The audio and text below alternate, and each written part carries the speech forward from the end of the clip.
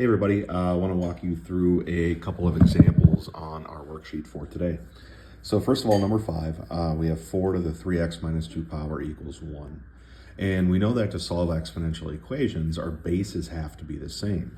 So we have a 4 on the left for a base.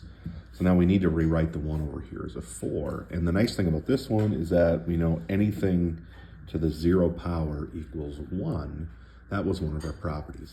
So now we have our bases to be the same, which means we can set our exponents equal. So 3x minus 2 equals 0.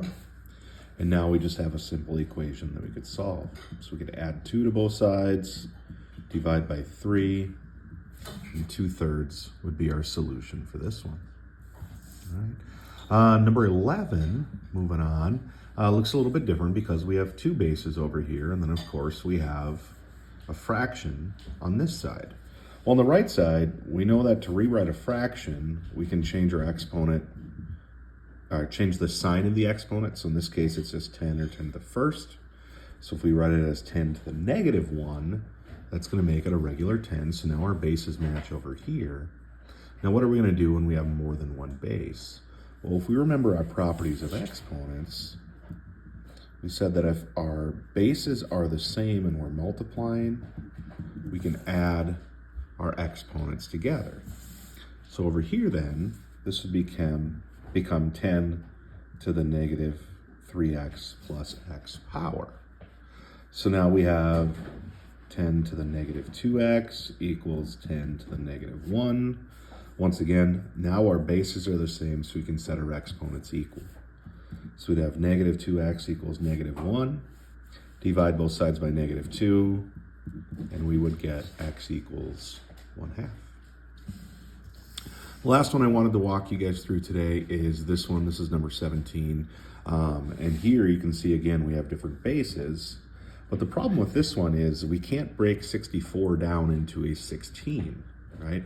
We know 16 times 4 is 64, but that's not in terms of an exponent, which means we're going to have to simplify all of these down to a base that they all have in common.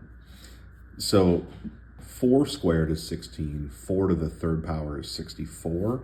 So we're going to have to rewrite everything here with a base of 4.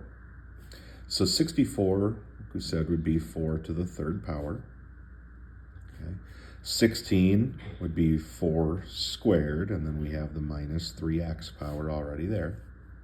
And then on the right side, 16 again is 4 squared, and then a 3x minus 2 power here.